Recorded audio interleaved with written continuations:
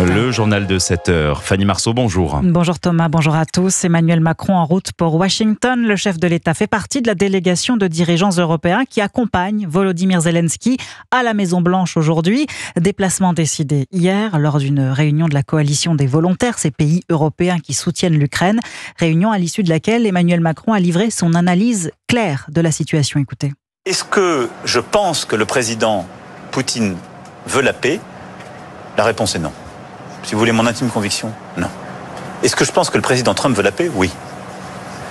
Je ne pense pas que le président Poutine veuille la paix. Je pense qu'il veut la capitulation de l'Ukraine. C'est ça qu'il a proposé. Donc maintenant on va voir, on aura une discussion, elle sera robuste et elle permettra au président Trump de réengager sur la base de ce qu'il a lui-même dit et souhaité, un rendez-vous élargi où les Ukrainiens et les Européens pourront être là pour porter leur vue. C'est une bonne chose. C'est aussi pour ça que je pense que si on veut vraiment la paix, il faut que les armes cessent. Emmanuel Macron hier depuis le fort de Brégançon. Nous avons tous le profond désir de mettre fin à cette guerre rapidement et de façon fiable. La paix doit être durable. Déclaration de Volodymyr Zelensky ce matin à son arrivée à Washington. Le président ukrainien refuse de céder une partie de son territoire à Moscou. C'est pourtant ce qu'espère Vladimir Poutine et ce que devrait soutenir Donald Trump aujourd'hui, Charles Bouchin. Oui, Donald Trump l'assure sur son réseau Truth Social, de grands progrès ont été faits avec la Russie. Pas plus de détails pour l'instant, mais cela devrait porter sur la répartition des territoires en Ukraine. Vladimir Poutine demande que les Ukrainiens quittent les régions de Donetsk et de Lugansk, quasi totalement occupées par les forces russes. Jean-Éric Brana, spécialiste de la politique américaine. Ce qui est demandé à Vladimir Zelensky, c'est tout simplement d'abandonner une partie de son territoire en échange d'un gel de la ligne de front. Le président russe s'engagerait à ne pas poursuivre son offensive, notamment dans les régions de Kherson et Zaporijjia, majoritairement sous le contrôle de l'armée ukrainienne. Donald Trump préfère maintenant cette option plutôt qu'un cessez-le-feu. Ce qui compte, c'est une paix globale, puisque c'est désormais le nouveau leitmotiv. On ne parle plus de cessez-le-feu, mais de paix globale. Les États-Unis ont par ailleurs affirmé être convenus de garanties de sécurité solides pour l'Ukraine. La possibilité d'une clause similaire à celle de l'article 5 de l'OTAN sur la défense collective est sur la table. Article qui prévoit que si un membre est attaqué, tous doivent l'aider à se défendre. La question de ces garanties devrait être discutée aujourd'hui à Washington. Charles Bouchin, pas question de récupérer la Crimée et pas question pour l'Ukraine d'entrer dans l'OTAN. Voilà ce qu'a écrit Donald Trump cette nuit en majuscule sur son réseau Truth Social.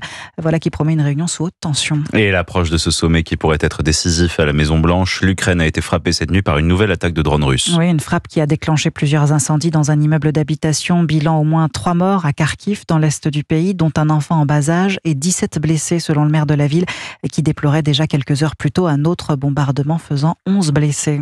La guerre en Ukraine et cette réunion tant attendue à Washington, on en parle dans quelques instants à 7h10, juste après le journal avec la géopolitologue Caroline Galacteros, spécialiste des affaires diplomatiques.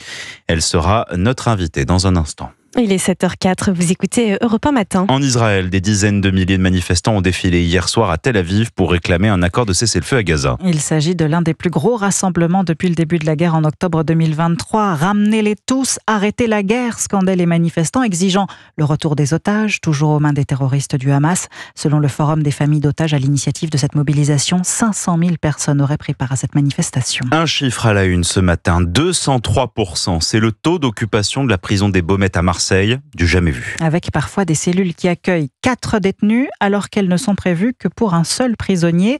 Dans ces conditions, le bâtiment a été agrandi. Sur le papier, Baumette 3, c'est son nom, doit améliorer la situation. Mais dans les faits, Stéphane Burgat, les professionnels tirent la sonnette d'alarme.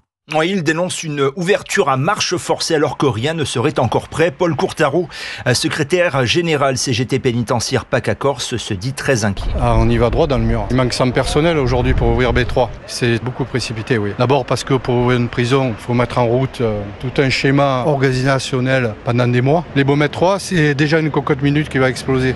Car en plus de ce manque de personnel, ce nouveau bâtiment Baumettes 3 va lui aussi se retrouver très vite surpeuplé, dénonce Laurence Blisson, déléguée locale du syndicat de la magistrature. Le discours déjà de l'administration, c'est de dire que l'établissement sera surpeuplé dans quelques mois à peine. On nous retrouvera à nouveau ces taux de surpopulation. Et le climat délétère qui va avec. Pas assez de personnel, trop de détenus, cocktail explosif. Effectivement, pour les surveillants, redoute la déléguée syndicale Aïcha Kelfa. Quand vous avez 3 détenus dans une même cellule de 9 mètres carrés, forcément, ça crée des tensions et ça crée des violences. Et on n'est pas assez de personnel. Les gens sont de plus en plus agressifs. Et on a de plus en plus de personnes détenues qui ont des problèmes psychiatriques. Initialement prévu pour la rentrée de septembre, l'ouverture du bâtiment Baumette 3 devrait finalement se faire autour du mois de novembre prochain. Stéphane Burgat, correspondant d'Europe 1 à Marseille. Colère des syndicats pénitentiaires, colère des agriculteurs, colère des soignants. La rentrée s'annonce tendue. Et ce ne serait que la partie émergée de l'iceberg, selon une étude britannique publiée dans le Military Strategic Magazine par un éminent spécialiste des conflits modernes de l'université King's College de Londres.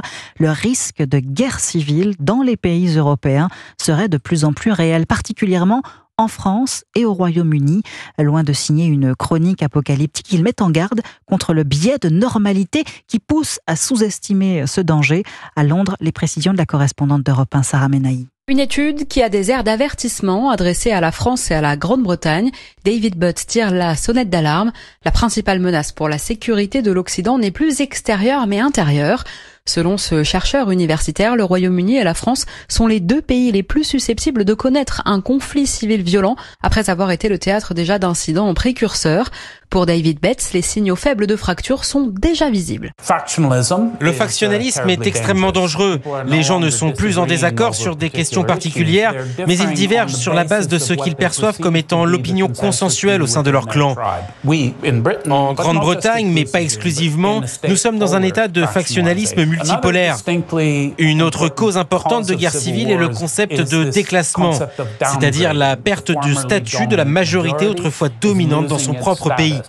Et troisièmement, la perte de confiance, en particulier dans la légitimité des élites politiques. Autre grand risque de guerre civile, selon David Betts, sous-estimer le danger, et c'est précisément ce que reproche aujourd'hui une partie des Britanniques au gouvernement travailliste de Keir Starmer qu'ils accusent d'ignorer ces tensions. Londres, Sarah Menahi, Europe 1. Dans le Morbihan, hier après-midi, 2 personnes tuées dans la chute de leur planeur. Près de l'aérodrome de Loya, à 60 km de Vannes, 18 sapeurs-pompiers ont été mobilisés. Les circonstances du drame n'ont pas encore été révélées. Et puis ce nouveau drame dans un centre de loisirs francilien hier. Une fillette de 11 ans souffrant d'un trouble du spectre autistique s'est noyée lors d'une sortie en Seine-et-Marne. Elle aurait échappé à la surveillance des encadrants. Il s'agit de la 3e noyade d'un enfant autiste en une semaine dans la région. Plus que 7 départements vigilance orange. La vague de chaleur persiste aujourd'hui avant le retour des orages demain. On va enfin souffler un peu après 10 jours de canicule, 10 jours de clim à fond dans les boutiques, dans les bureaux. Et cette question, comment se rafraîchir sans polluer davantage? À Lyon, on mise sur la centrale de production de froid. 2 nouvelles unités sont en projet. La première alimente déjà une centaine de sites, des hôpitaux, des data centers ou encore le grand centre commercial de la Part-Dieu. Reportage de la correspondante d'Europe 1 dans le Rhône, Noémie Loisel. Dans les allées du centre commercial de la Part-Dieu, les habitants profitent de la fraîcheur. C'est très agréable, il fait frais. Ici il fait bien frais, on sent tout de suite la clim quand on rentre, ça fait vraiment du bien. Pourtant, pas de climatisation classique ici qui rejette de l'air chaud à l'extérieur. La fraîcheur provient d'une centrale de production de froid située 13 mètres sous terre qui puise l'eau d'une nappe phréatique profonde pour refroidir le bâtiment, explique Gérard Campbell-Robertson, directeur général de ELM, filiale de Dalkia. Cette eau, elle est pompée, elle refroidit nos machines de production. Nos machines ensuite produisent de l'eau glacée à 5 degrés qui est distribuée dans un réseau en cycle fermé. C'est la même eau qui tourne en permanence sur 14 km et qui vont aller alimenter chacun des bâtiments raccordés au réseau. On n'a aucun rejet d'énergie dans l'atmosphère. Et en période de canicule, la centrale anticipe la demande. La nuit, elle produit de l'eau glacée qu'elle stocke dans 4 grands bassins prêts à être utilisés lors d'un pic de chaleur. Quand on a le pic de consommation vers midi 14h, on va faire fondre cette glace qui permet d'augmenter, doubler la capacité de production avec les mêmes moyens de production. Le réseau de froid urbain alimente principalement des bâtiments tertiaires. À l'avenir, l'objectif est de le raccorder au logement des particuliers, mais cela reste complexe et très coûteux, surtout pour innover et adapter les bâtiments anciens. Lyon, Noémie Loisel, Europe 1. Les Lyonnais qui ont bien débuté leur saison en Ligue 1, victoire 1-0 face à Lens hier soir, samedi soir. Oui, samedi soir et samedi d'ailleurs marqué également par la victoire de Monaco et de Toulouse après la défaite vendredi de l'OM face à Rennes.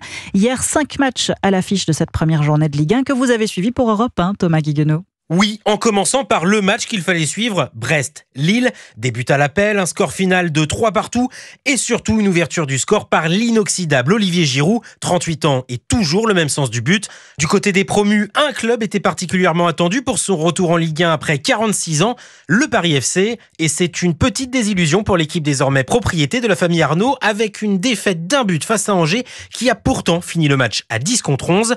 Enfin, pour clôturer cette première journée, le PSG a fait le service service minimum à Nantes. Largement remanié au coup d'envoi, le champion en titre a accéléré quand Luis Enrique a fait entrer ses stars. Grâce à un but de Vitinha, les Parisiens se sont imposés 1-0. Un score qui résume bien cette reprise timide pour les clubs français, puisque 7 matchs sur 9 se sont terminés sur la plus petite des marges. Thomas Guiguenot. Merci Fanny Marceau pour votre journal.